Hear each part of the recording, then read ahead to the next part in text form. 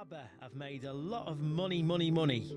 But what are the secrets of their greatest hits? We take a look at 5 to 11. Does your mother know? Is a question for Charles now as we examine one of the most famous parent-child relationships. Delivering a professional job right across our wonderful nation. Crown Decorating Centres sponsor Great British Stories. The Queen has a unique relationship with her eldest child. Mother and son, Queen and heir. Charles absolutely adores his mother. It's not an emotionally close relationship, but it is enormously close nonetheless. Bonds between mother and son are crucial. She wasn't always there. Charles's first steps, Charles's first words, Charles's first everything. But this one is critical to the stability and future of the monarchy. It was obviously very hard for the Queen to hold this extraordinarily high-powered job and the responsibilities of motherhood. It's a complex relationship. An all-powerful monarch. This was the monarch taking over and said, I insist on a divorce. I see this is ridiculous. And a frustrated heir. What is proposed seems to me like a monstrous carbuncle on the face of a much loved and elegant friend. Prince Charles has waited decades to fulfill his destiny. I, Charles, Prince of Wales, do become your liege man of life and limb. Charles grew up knowing from a very early age that he was one day going to be king. That was something that was drilled into him. But with the crown, there's a catch. Coming to the throne, of course, it's what he's been preparing for his whole life. But it will always be tinged with huge sadness, because it will mean that his mother is dead.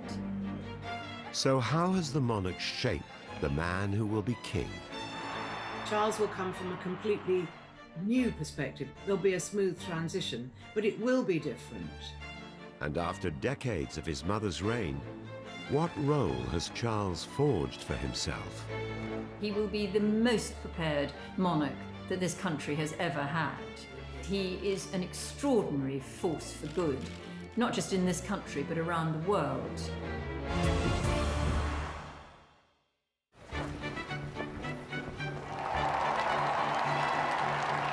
Elizabeth II is queen to the nation. But to her 4 children, she is first and foremost a mother. At the age of 94, she is relying on them more than ever. And one in particular has begun to step out from her shadow. Her eldest son, Prince Charles. He has more recently been known as the Shadow King because he's been taking on many more of the duties and responsibilities. We see him laying the nation's wreath at the cenotaph. He is taking on some of the aspects of kingship for the future that is to come.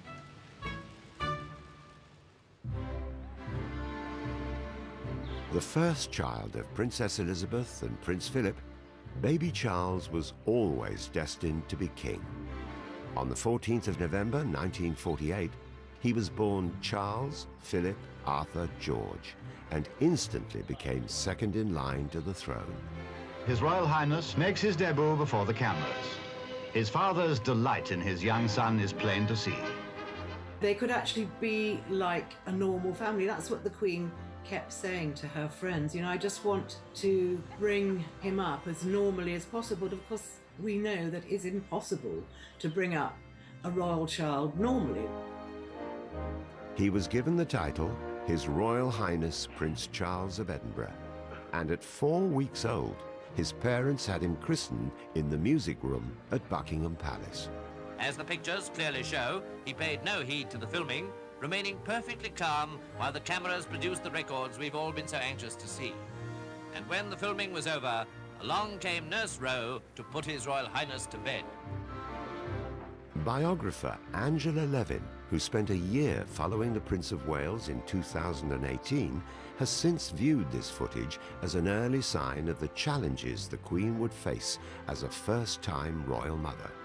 You would think that it would be such an emotional moment. Here's the heir to the throne, that she would absolutely want to spend some private time with him, holding him, caressing him, maybe even shed a tear. But no, the Queen had to maintain her dignity. It's not that she loved him less, it's just that she most certainly would not show it in public because it wasn't the done thing to do. In 1951, King George VI, Elizabeth's beloved father, passed away. At just 25, she became queen. Signs of the deep mourning into which the nation had been plunged were to be seen everywhere. We all believed that his health had been improving, a fact that added weight to the blow when it fell. At the time of Elizabeth's accession, she also had a 2-year-old daughter, Anne. But the spotlight was on 3-year-old Charles, now heir to the throne. The dutiful queen soon felt the harsh realities of being both a monarch and a mother. When the Queen came to the throne, it was a man's world. The 1950s, post-war, there was a real demand for women to go back to the home. Even though women were working, this is a problem. Because the Queen, she is head of state, and she also has 2 children, so there are a lot of demands upon her. If you had children and you had a career, you pretty much had to pretend they almost didn't exist, because that was the job of a wife. She actually eventually moved her Prime Minister's meeting to the evening rather than earlier, so she could see her children, which didn't happen very often. But if she wasn't busy, she would sit by the bath and play with her children. Queen Elizabeth's coronation took place in June 1953 in a lavish ceremony at Westminster Abbey. Charles was just 4 at the time, but more than half a century later, speaking for his mother's 80th birthday, he could still remember that day. I have vivid memories of the coronation, of my mother coming to say goodnight to my sister and me while wearing the crown so that she could get used to its weight on her head before the coronation ceremony. Of thousands of people gathered in the Mall outside Buckingham Palace chanting, "We want the Queen," and keeping me awake at night. He was very excited, and he'd been promised a party with all his friends after the coronation. So the Queen came to say hello to all his friends in the upper rooms of Buckingham Palace after the coronation. She came in all her finery and her robes. Footage from soon afterwards showed the new monarch successfully balancing motherhood with her royal duties. Many carefree and touching moments were caught on camera during summers at Balmoral. It became a sort of wonderful time for the children there. They loved the open spaces. They could run, they could horse ride. They also used to do an awful lot of barbecues, with Prince Philip being in charge of the barbecue. But the Queen was fiercely dedicated to her new role, even if that meant spending long periods of time away from her young son. She wasn't always there as and when she would have liked to be. Charles's first steps, Charles's first words, Charles's first everything took place when she was abroad doing her duty. The Queen's dedication to her royal role, particularly in those early years, had an inevitable impact on her family life and the bond with her young son. Growing up, there wasn't a particularly close relationship between Charles and his mother, and I think probably on more occasions than not, he probably looked at her as the Queen rather than his mother. It was probably quite difficult to distinguish between the 2 different roles. While away on royal duties, the Queen, like her own mother, would rely on outside help to raise her children. The nannies did most of the care, if not all of the care, and he lived with the nannies on the nursery floor at Buckingham Palace. Really, it was the nannies that were closer to him than anybody else. These female figures would become significant to Charles throughout his life. Scottish nanny Helen Lightbody worked for the family between 1948 and 1956. Prince Charles liked her very much, but I think here was the first sign that the Queen was a little bit jealous, because she thought she was too stern, but also the Queen had chosen a rather delicious dessert for Prince Charles to have that day, and she decided he couldn't have it. Perhaps it was too sugary, we're not told. And the Queen was so cross. Now, if that isn't a sort of, I know what's best for my little boy, I don't know what else is. Mabel Anderson, or Mipsy as she'd become affectionately known, started as a royal nanny in 1949. Grant Harold met her many years later while working as butler to the Prince of Wales. I found her absolutely terrifying, not because she was very polite, she was friendly, but she was a traditional nanny. I mean, very much a Mary Poppins to my mind. But he was very close to her. You can see there's a very close bond. Another crucial maternal figure in the young prince's life was his grandmother.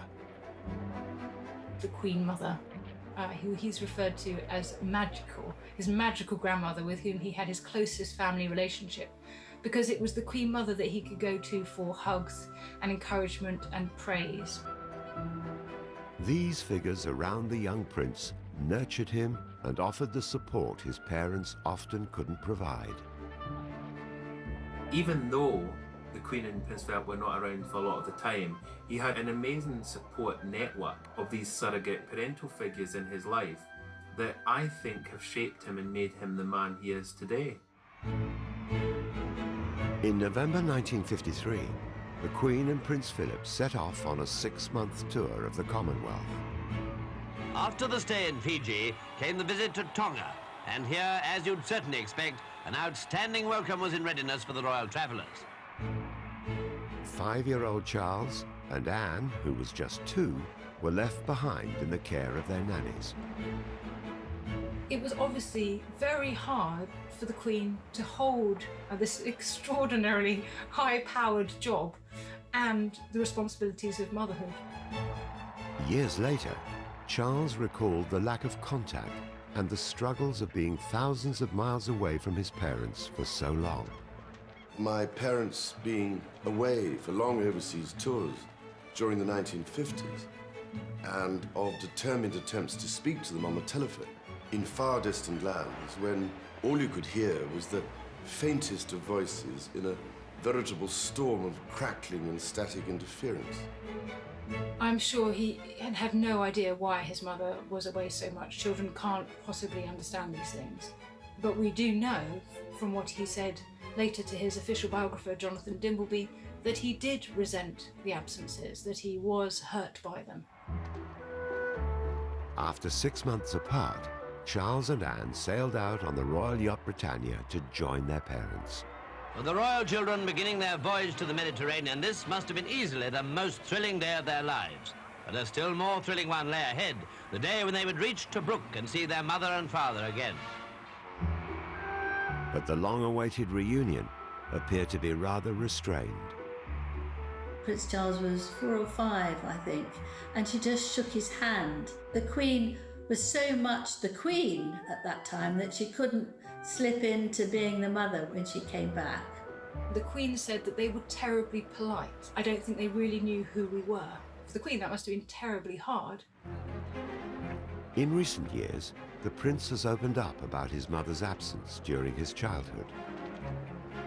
He's spoken since about the fact that he found his parents emotionally reserved, that he was yearning for a sort of affection from them that they were unable or unwilling to give. They weren't the people to whom he could turn for that.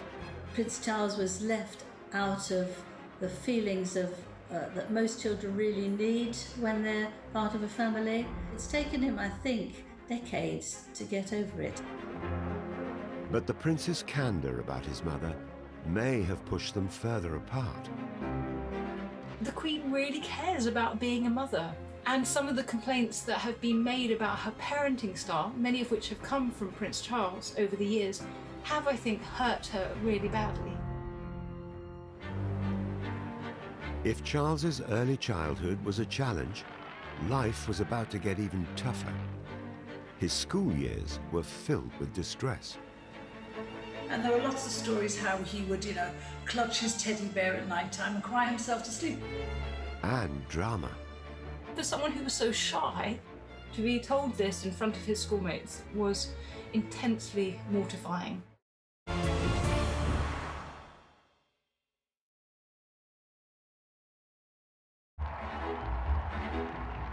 The Queen's decisions about young Charles would become vital to the future stability of the monarchy.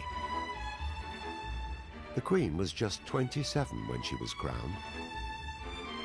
Her experience of being a young monarch meant she wasted no time preparing Charles for kingship. There was every expectation that the same might happen to Charles as had happened to the Queen. They had to be ready for any eventuality. So Charles was being trained, if you like.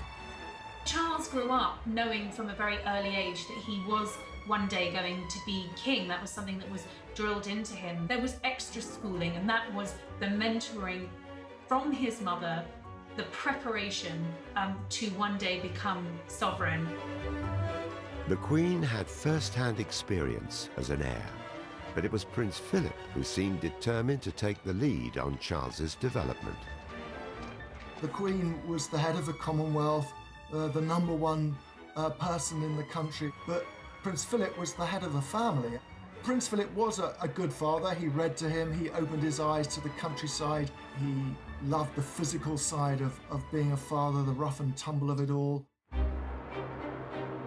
The Duke, who'd served as a Navy commander, took a no-nonsense approach with his son. Prince Philip was almost a bully to him and criticised him, and because in his view a boy or a young man liked rugby and football and cricket. They weren't interested in nature and butterflies and talking to flowers. He did think Charles was a bit of a wimp. Charles was very shy, he was sensitive. Both the Queen and Prince Philip worried about him, and they were concerned about him being a slow developer, whether he would have the resilience and sort of hardiness of character to face the life of duty that would be in front of him. He really was a bit of a whiner. He was always whinging and whining as a child, as a teenager, in his 20s, even into his 30s. If Charles was around, a moan was not far behind. Prince Philip had very set ideas about Charles's education. The Queen had been privately tutored, but the Duke wanted him to experience life outside palace walls. It was Philip who put his foot down about the kind of schooling that Charles was to have. They realised that he had to mix with other boys of his age. He had to have a broader outlook. In 1957, he followed in his father's footsteps and started at Cheam, the oldest private school in the country. Charles was absolutely miserable in Cheam, and there are lots of stories how he would, clutch his teddy bear at night time and cry himself to sleep. He was a target because he was the heir to the throne. It was while he was at Cheam, the complex relationship with his mother intensified. It was announced he would become the Prince of Wales, and Charles heard the news alongside the rest of the school. The headmaster had encouraged Charles and some of the boys to come into his study to watch the closing of the Empire Games, as they were then called, in Wales. He made this announcement that Charles henceforth would be Prince of Wales. I intend to create my son Charles Prince of Wales today. When he is grown up, I will present him to you at Carnarvon. Every heir to the throne has been the Prince of Wales since 1301. It couldn't have come as a surprise, but the way it was announced would have surely been a shock. And for someone who was so shy, to be told this in front of his schoolmates was intensely mortifying. And it's one of those moments that marked what he's later called the inexorable dawning of the sense that he would one day be king. Charles's formative years at public school lay ahead. Again, the Queen deferred to her husband to decide where Charles would go, in spite of what she might have thought.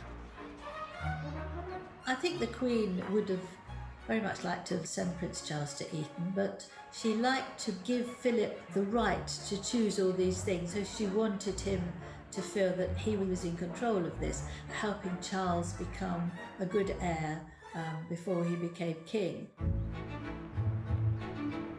Philip had flourished at Gordonston in Scotland, and he was keen for his son to follow the same path. I think at that point it was quite damaging really for the relationship between father and son, because Charles resented Philip for sending him away from his family, and Charles was very unhappy for much of his time there. They have the windows open throughout the winter. It's freezing cold. They had to go for runs very early in the morning, and Prince Charles absolutely hated it. He felt he was in prison. He felt incredibly homesick. He didn't fit in very well. He was bullied because his ears stuck out. My husband was in the same class as him at Gordonston, so he's told me some very sad stories actually about Charles A. But he was very much a loner. He used to take books of sonnets and go down by one of the streams there and read sonnets. Well, any boy that does that is going to get teased. He was kind of an oddball. The Queen and Prince Philip did visit him. They visited him more than I think he gave credit for. Charles's experience at Gordonston was nothing like his father's. He famously called the school Colditz in Kilts, comparing it to a German prisoner of war camp. Being a monarch is a tough thing. It's not about what you like. It's about putting up with what you don't like. And you know, the proof of the pudding is in the eating. Maybe if he'd been moved to school, maybe if he'd been given a cushier life, he wouldn't have turned out to be the great guy that he has turned out to be. Charles went on to study at Cambridge University and would become the first heir to the throne to get a degree. It was at Cambridge that he finally found his voice. He settled in there quite well. Most of all, he loved going on stage, and he appeared in lots of shows. All alone on in a deep-sea fishing boat with just my rod and line, the great unknown, a few helicopters and ASDIC, but yes, I do believe I've got a bite. I have a bite. He said it was so enjoyable, and he had a very, very good time there.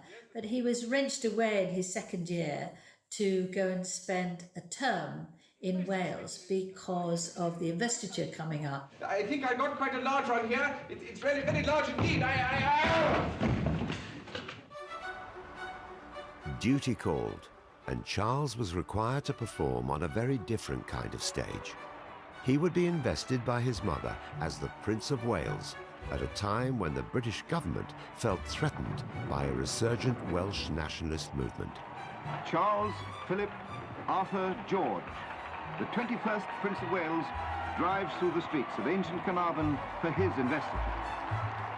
1 minute he's a carefree student in Cambridge, and the next minute he's being asked to fulfil this very complicated, very difficult diplomatic role.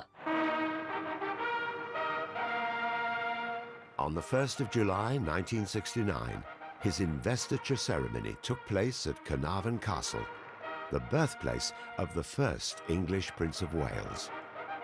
At the bidding of his queen, the bare-headed prince comes forward.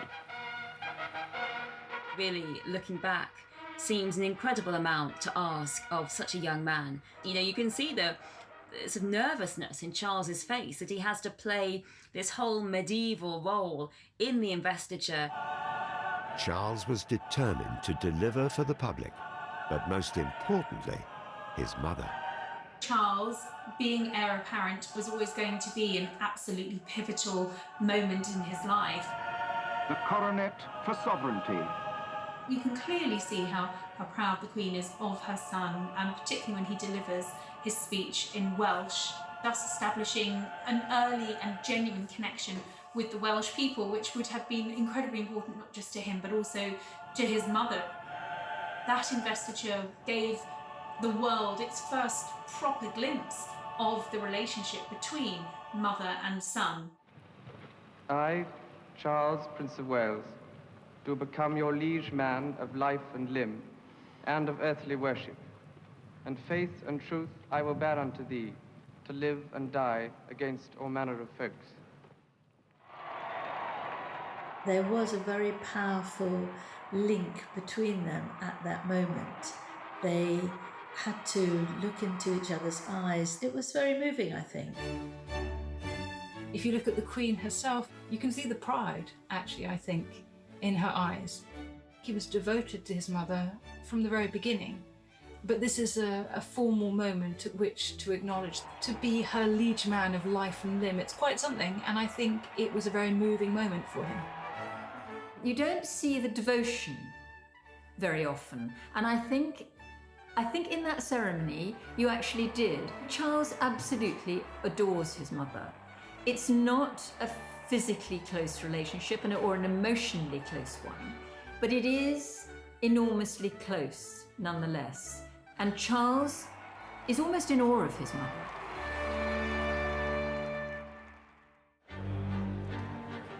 The Queen had never been prouder of her son, the heir.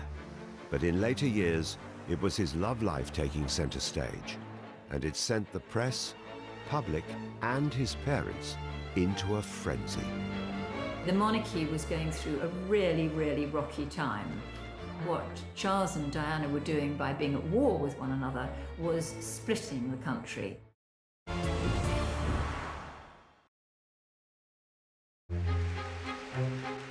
When it came to romance, it was never going to be easy for Charles. As future king, his partners were not only expected to meet the approval of his mother, the Queen, but also conform to centuries of royal tradition. The heir to the British throne had to marry someone who wasn't a Catholic, who was an aristocrat or was royal, and who had no past, who had to be a virgin. I mean, this was grotesquely outdated, but it was this that was a burden on Charles. He felt that his family would disapprove if he strayed from them. There was no shortage of candidates for the role. There were lots of women, of course, who wanted to date him. He was really seen as the most eligible bachelor in the world, really. He liked very glamorous women. There were all sorts of rumours about him having a relationship with various singers. There were often pictures when he was young, in his 20s, where he was pictured on various holidays with various glamorous bikini-clad women. I don't think the Queen was entirely comfortable with Charles's reputation as a playboy. Like it would be embarrassing for any mum, I guess, but especially so when you're Queen. Charles dated a number of women from aristocratic backgrounds, but one stood out from the rest. Charles met Camilla, then Camilla Shand. They met at a polo match, and there was an instant connection between them. But she did come with baggage, perhaps more baggage than the royal family wanted a future Princess of Wales to have. She'd had quite a colourful private life before, and she'd had a serious boyfriend before, Andrew Parker Bowles. Charles was very keen on her, but there was no question of them getting married because she was not regarded as being of sufficiently grand background to marry the Prince of Wales. It appeared the Crown, and specifically the Queen, was threatening to come between Charles and the potential love of his life. Prince Charles would have found it absolutely difficult, and I suspect he was angry about the fact that his mother, the Queen, was disapproving of Camilla. The Queen has to wear two hats. The Queen has to be Queen, and she's also a mother. As a mother, she'd obviously want whatever is good for her son. As Queen at that time, she has to consider the impact upon the monarchy, and really there was no way that Camilla would be accepted at that particular time. The hunt for a suitable wife went on and on and on and on. And people were getting very worried. The papers were always full of it. You know, when will the heir settle down? The headlines began to change in 1980 when Charles started dating Lady Diana Spencer. Diana, would have been pretty much perfect for the palace. I mean, she was a young, beautiful bride. Her father, Earl Spencer, and the Spencers generally had been associated with royalty for many, many years. In many ways, it was behind the scenes, a bit arranged, really. The Queen Mother, the rest of the royal family, they all approved wholeheartedly of Diana. They thought that she was absolutely ideal. Charles was now not only under pressure from the press, but also from his mother. There came a point when I think he probably got a nudge from the Queen, who was saying, is there going to be a point when you're going to settle down? Because you're going to need to. After a whirlwind romance, the couple were married in what was dubbed a fairy tale wedding at St. Paul's Cathedral. The wedding of Charles and Diana, in so many ways, eclipsed all the royal weddings that have happened since in terms of its glamour and its interest. And the Princess Diana really was the fairy tale princess. The Queen was, of course, really happy. Her firstborn son, the heir, the future king, is marrying somebody that she approves of, marrying somebody who comes from the right family. A proud mother later became a doting grandmother to Charles and Diana's two sons, Princes William and Harry. But this was no fairy tale. It was many years into the prince's marriage to Diana before his mother or his father really knew what was going on.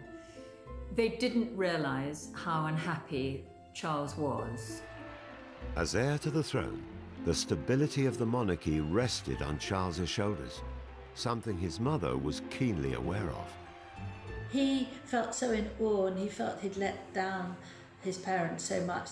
And they talked with Prince Philip and her, and she was saying to them, please try not to do this, be less selfish and think what you can do with the monarchy. And here this is very important, because here we see the mother-in-law, the mother, being the monarch, that actually she felt that the most important thing was not to disrupt the monarchy, not to shake it about.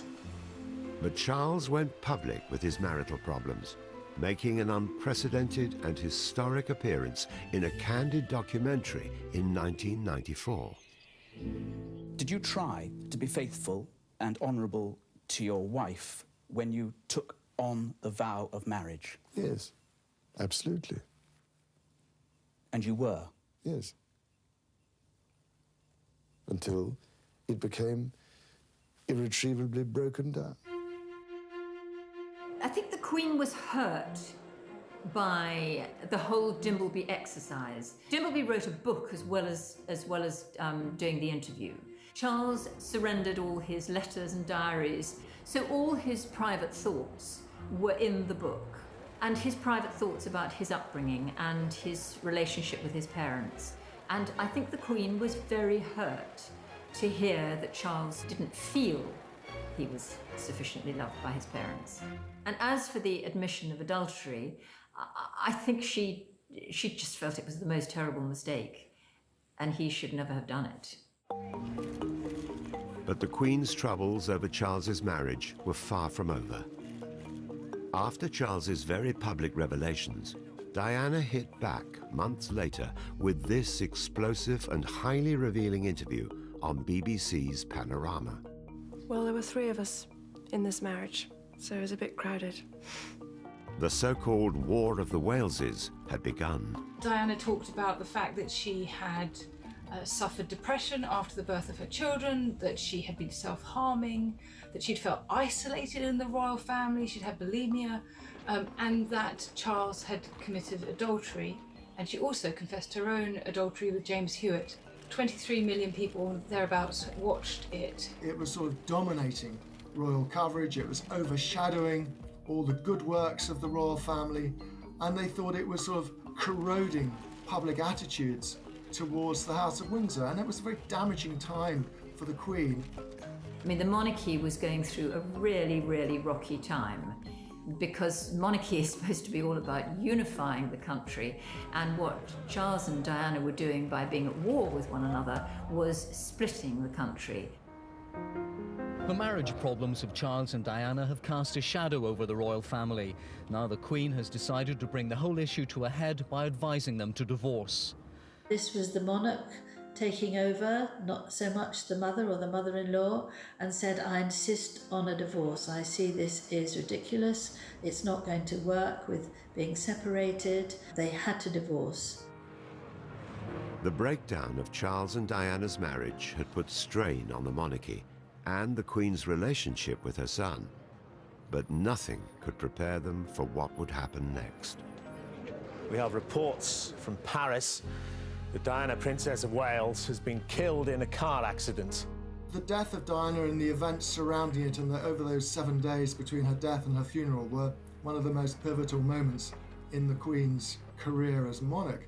I mean, for the very first time, she found herself under attack from her subjects. It became an international matter, it became a political matter. I mean, it involved the Prime Minister, the leader of the opposition. I mean, everyone had a view and opinion. There were stories of differences when Princess Diana's coffin was returned to RAF Northolt. It was said the Queen wanted her body to go to a private mortuary and that she opposed a public funeral. Those and other rumours were today declared by the Queen's spokesman to be quite wrong. The Queen's reaction was to be a grandmother to William and Harry, reassuring them, being there for them. It was almost the 11th hour when the Queen came back to speak to the country from Buckingham Palace. I, for one, believe there are lessons to be drawn from her life and from the extraordinary and moving reaction to her death. The words were powerful. Charles was hugely involved in that, and I think it was a key moment between mother and son, one of the key moments of their entire relationship. But their complex relationship did not make it easy for Charles when he found happiness with Camilla Parker Bowles. After Diana, she was banned from the palace for a while, Camilla, because this woman who had cheated with her son on her then husband, who was Andrew Parker Bowles, was the Queen Mother's godson. So the Queen did not want her around, not at all. There was real animosity from the Queen towards Camilla. She called her a wicked woman. She refused to see her, and that continued for a very long time after Diana's death. It's not just Charles's love life that has caused rifts between him and his mother over the years. The Queen has always kept her views to herself, but Charles hasn't always followed her example. We know Prince Charles's views on virtually every subject under the sun. What's going to happen when he becomes king?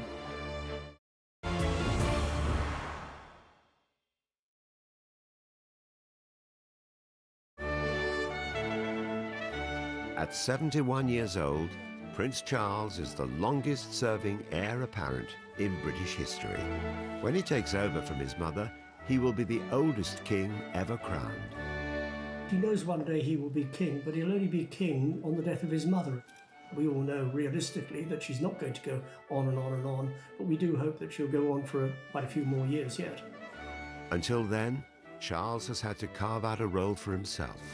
You know, the fact that Prince Charles is labelled as having been a king in waiting for most of his life doesn't mean that he is disaffected with the role that he has had.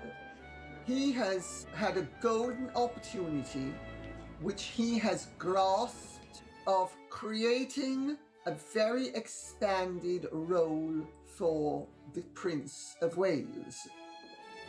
Charles's actions and words have left the world in no doubt about many of his opinions, making it quite apparent that despite both being destined to reign, he and his mother are very different people. Charles, expresses himself much more emotionally than the Queen ever does. He cries at pieces of music. He loves the ballet. He loves opera. The Queen doesn't really share all those things with him. He's also a cultivated man. He's a painter. He paints watercolours, quite good ones actually. He likes gardening, he likes classical music. I mean, he reads widely. He is a man who has educated himself widely and is therefore quite wise.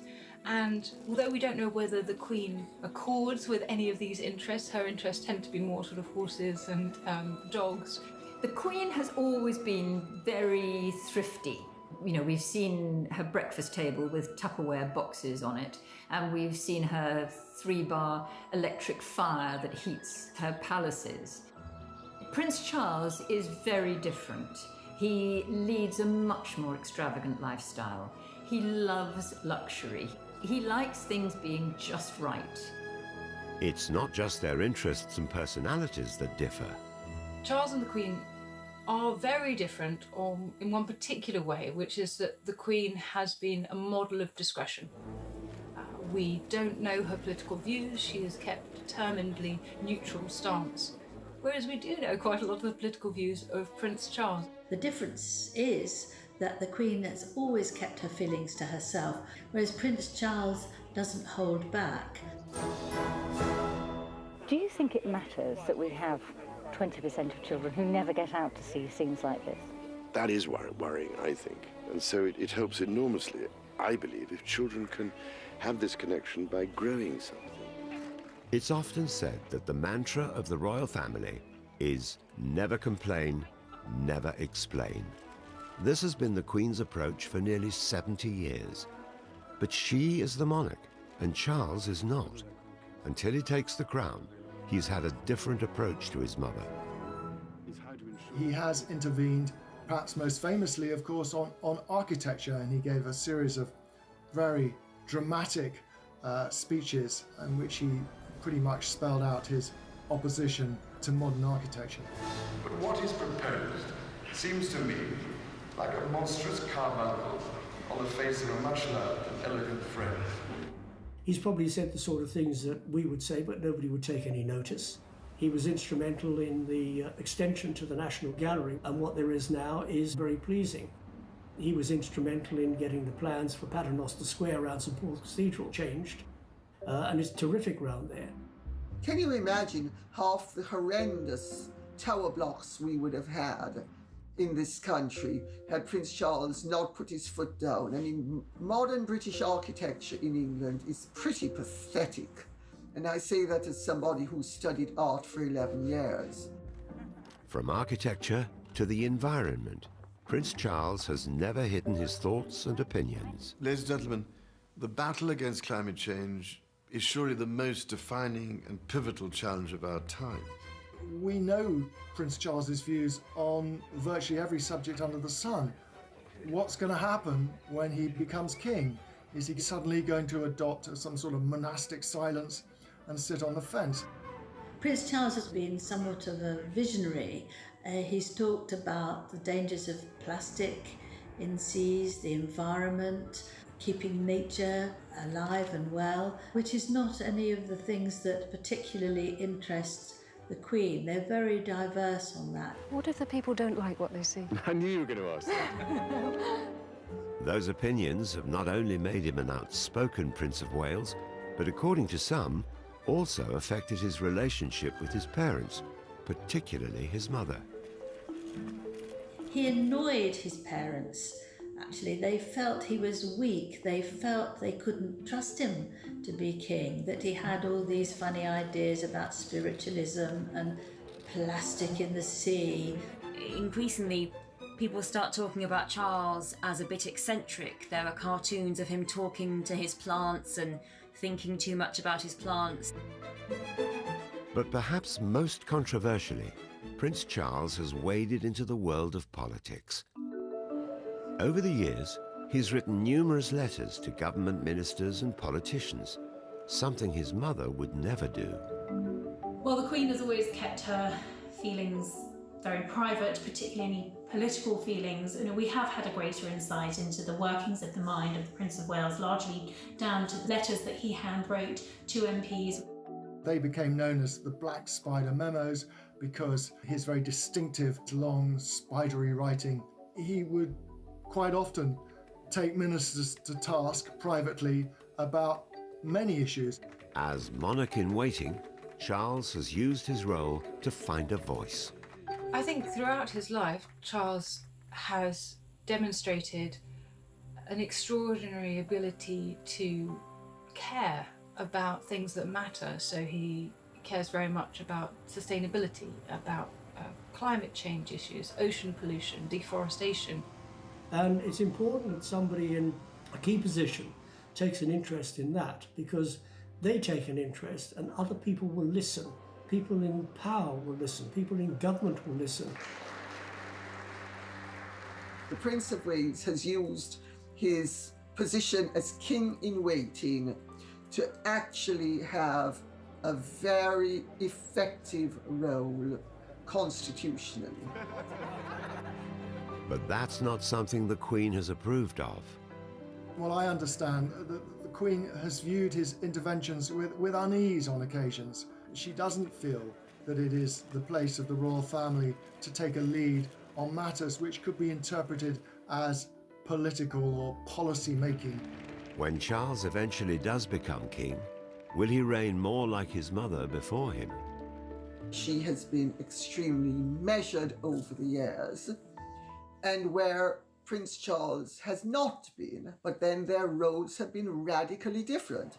Prince Charles has given private assurances that when he's king, he will not meddle. She knows he will make a good king. King in a different way from how she was queen, but they are very different people, and they represent different times. While his mother is still monarch, the role Charles has made for himself does share one key trait with the Queen.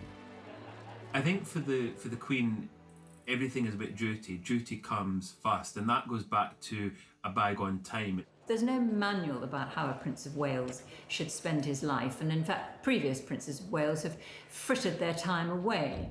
Charles has always had a really keen sense of duty. He's been very driven by public service. He carved out this role as a sort of activist Prince of Wales, all for himself. No one who's occupied the title has ever done it before. And I think the Queen was very supportive of all his many initiatives. She's praised his work with the Prince's Trust, for example, on several occasions. The Prince's Trust is a charity founded by Charles. It supports 11 to 30-year-olds who are unemployed and those struggling at school. He cares passionately about people, about the people who one day he will reign over.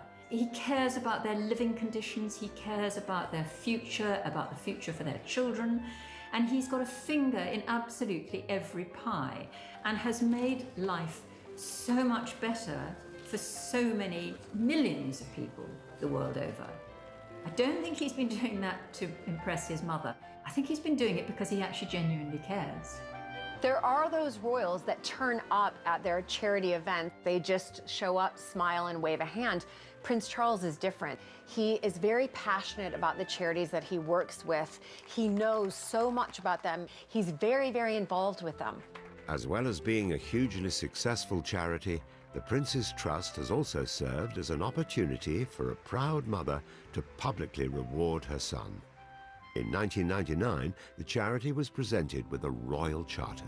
I would like to take this opportunity to say to you, Charles, how proud I am of everything you have accomplished with the Trust and the way you personally have inspired this organization. The Prince of Wales may have been waiting an extraordinarily long time to take the crown, but for many, this period of waiting has been a benefit. He will be the best prepared monarch that this country has ever had. And he has spent his time in waiting doing really, really good things. He is an extraordinary force for good, not just in this country, but around the world. He has done tremendous sterling work across the board. He has taken full advantage of the fact that he has a very eminent position of influence when he actually had the freedom to intervene. Because, of course, once he becomes monarch, he has to be scrupulously neutral, which is not something that came naturally to him. And I suspect when he looks back on his life. He's going to realise that it was not a poisoned chalice. Charles only became Prince of Wales because he was the firstborn son and heir to the Queen. Elizabeth is, of course, mother to 3 other royals. She really was able to be a mother to them in a way that it was completely denied to her with Charles. Whereas Prince Charles, grew up knowing that one day I will be the next king, whereas the other 3 could just relax into it, go to school, in one sense have as much of a normal childhood as one could possibly have in the royal family, but I think much more than Prince Charles himself.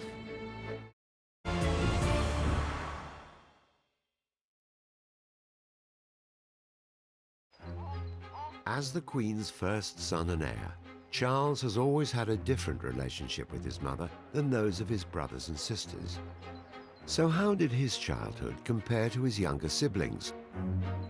Anne, Andrew, and Edward. Charles was a very introverted little boy. He was very unconfident and withdrawn. And I think that his father, in particular, was worried that he wasn't manly enough. Compared with his sister, Princess Anne, who was 2 years younger than Charles, was a much tougher, more resilient character. She was much more of an extrovert, just very happy in her own skin. She had a great relationship with her father. They were both very opinionated. And so I suspect Prince Charles looked at that thinking, I wish I had just a little bit of that in me. The Queen is well known for her love of horses.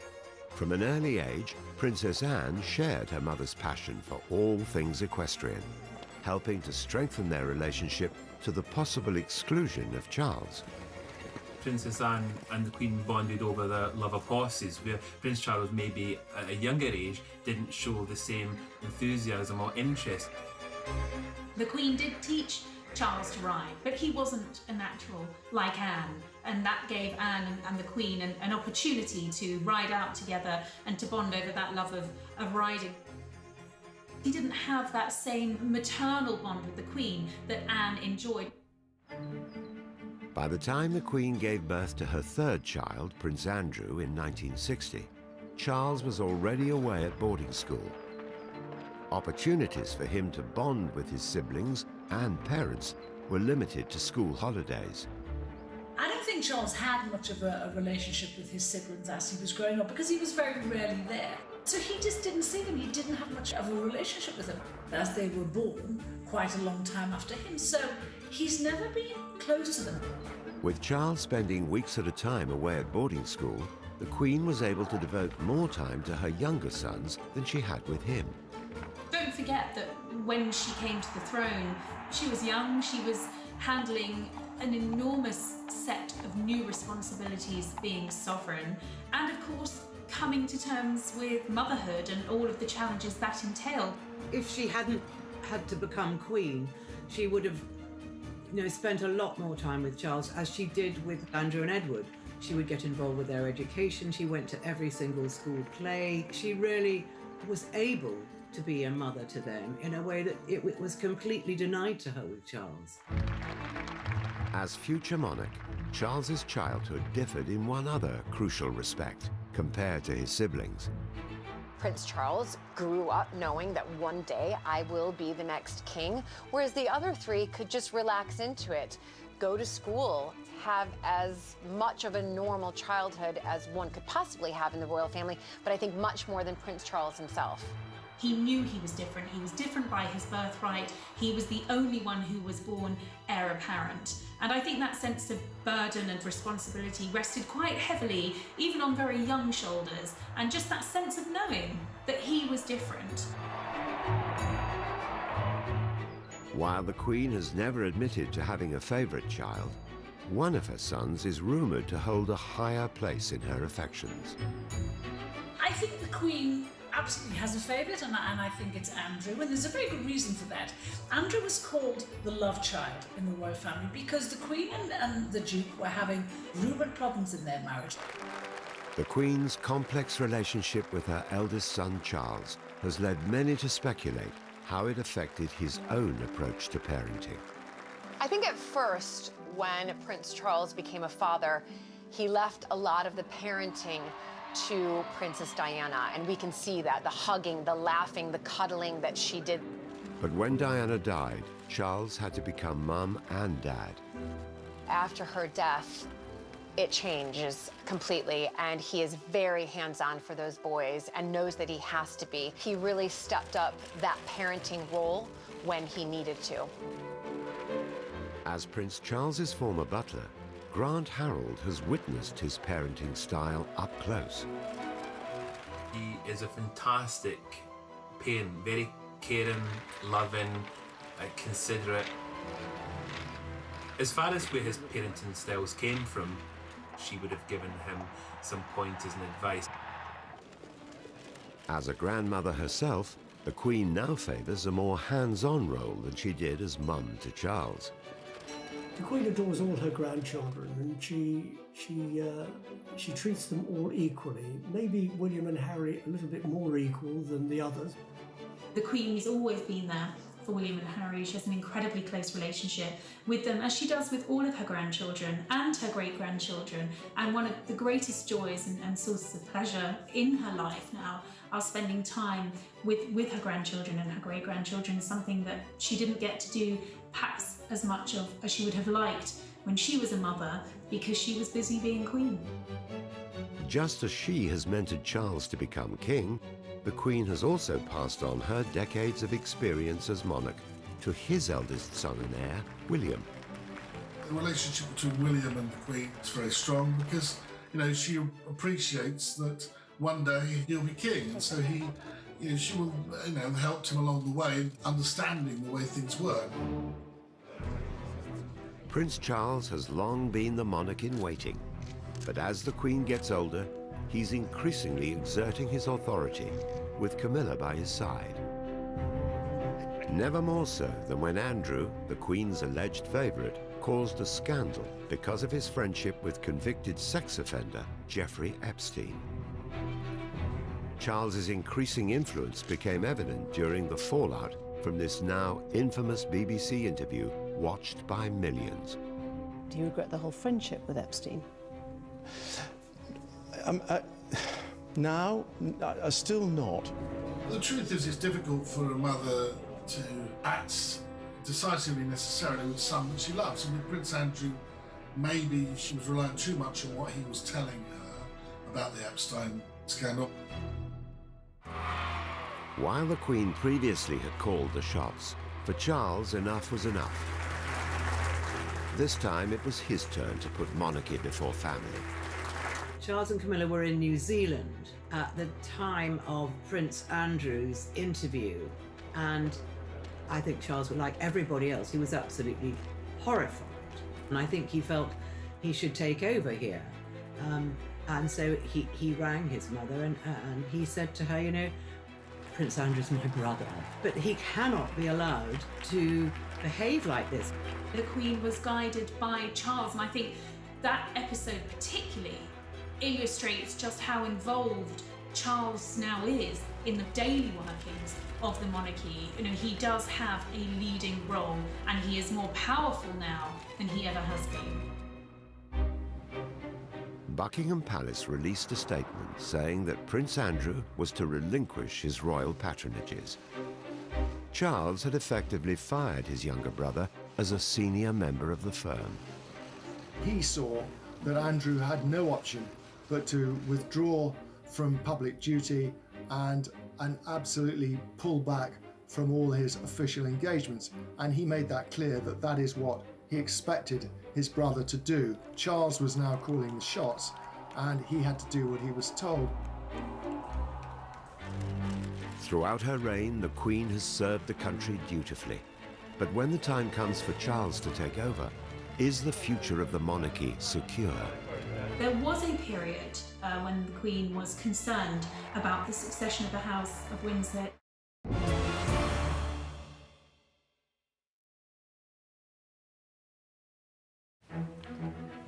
The relationship between the Queen and her eldest son and heir, Prince Charles, is vital to the future stability of the monarchy.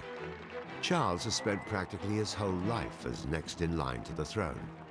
But as the Queen approaches her mid-90s, she has finally started to hand over some of her official duties. Well, I would say for the last decade or so, the Prince of Wales's influence at the heart of monarchy has been growing. We are actually in a transition period now, and in that transition period, the Prince has growing influence because, of course, he is the next king. In many ways, in this transition, the Queen will defer to the Prince of Wales on many issues. Really, things started to change after 2012. After the Queen's Jubilee, she said that she didn't want to do so much of the foreign travel anymore, so Charles took on a lot of her foreign travel. The Duke of Edinburgh is now retired, so Charles is increasingly seeing himself as both the Queen's main representative and also head of the family. You can really see more and more this wonderful relationship between Queen and Prince that's evolved over 71 years and counting and getting stronger and stronger by the minute. We see him at the State Opening of Parliament in 2019. We see him laying the nation's wreath at the Cenotaph for a couple of years in a row on the annual Remembrance Day. And there's a sense in which he is stepping up, that he is taking on some of the aspects of kingship for the future that is to come. When Prince Charles recently became ill with coronavirus, he took the opportunity to reach out to the country in this moving video released by Clarence House. I think everybody was very impressed with his message after having contracted coronavirus. As we're all learning, this is a strange, frustrating and often distressing experience when the presence of family and friends is no longer possible. They were very upset that he got it, and then he came out of it, that he opened by video link the Nightingale Hospital. This dark time, this place will be a shining light. And people have quite a soft spot for him. Over the last few years, there's been press speculation that the Queen may one day decide to abdicate, but most royal insiders believe she won't give up the crown. Prince Charles knows that the Queen will never abdicate, just as how, barring some great misfortune, he will never abdicate. We know that at times she has said that other people can give up their jobs, like the Archbishop of Canterbury, but she must stay in it until she dies. God gave her the job, and only God can take it away. But some royal experts think that the Queen's age may eventually force her to step down from her day-to-day duties as monarch. Charles would become Prince Regent, king in all but name. If a monarch is incapable of doing their duty, then the heir can take over and do all the duties that the monarch would do. And there was rumours that the Queen might stand down when she's 95, but actually she seems so strong and confident that she might just carry on. Your Excellency. Throughout her nearly 7 decades as monarch, the Queen has steadfastly avoided controversy. As Prince of Wales, Charles has been more forthright with his public opinions. But that could all change. He knows that he will not be able to make these sort of pronouncements once he becomes king, that he will have to draw back from being a vocal opponent to various things. I think we've seen that recently when he went to Jerusalem and to Palestine and the occupied territories, and he showed his statesman-like role there. Very delicate political situation, but one that he dealt with very well. For decades, we've been used to Charles speaking out on all manners of things, from the environment and conservation and all sorts of other issues. Today, the Northwest Passage is becoming a deeply worrying reality as the results of human activity warm even this remote ocean. It's unlikely he'll be able to make those dramatic speeches that he has in the past, but he'll still communicate with ministers, but it might have to be done a bit more subtly. After the struggles of his childhood, Charles has now finally become accepting of his mother, while the Queen, who has long worried about him, now knows the monarchy is in safe hands. There was a period when the Queen was concerned about the future, but the feeling now is that the succession of the House of Windsor is secure. Queen knows that in her son she has a very stable, certain, confident future king. I think he's learned a lot from his 71 years of life. He's also had to follow the footsteps of the greatest queen this country has ever seen. And he has her as his role model. The Queen and Prince Charles's relationship is better than ever. But as king, could he ever command the same degree of affection from the British public as his mother?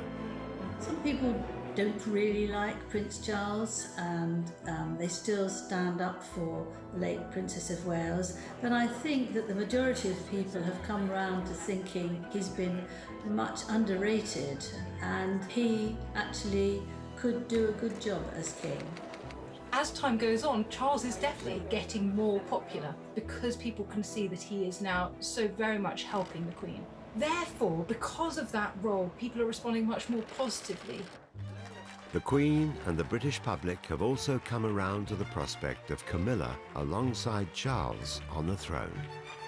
The Queen recognises how good Camilla is for Charles, and with a stable woman alongside him, the crown is in very safe hands. As king, Charles will follow his mother's example.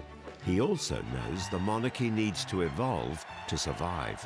Charles has spoken for a long time about having a slimmed-down monarchy, and he will. Charles will come from a completely new perspective. There'll be a smooth transition, but it will be different. I think he will make a very good king. So many things have influenced him, his parents, his grandmother, and I think that all these things have gone to make him a very special man. Well, even from a very tender age, she's always known exactly what to say. The Queen's speeches in Triumph and Tragedy, brand new next Saturday at 9:20. Find out what life's like inside the world's most secretive state. It's Michael Palin in North Korea Thursday at 9. And next, the tales behind the tunes. It's ABBA, secrets of their greatest hits.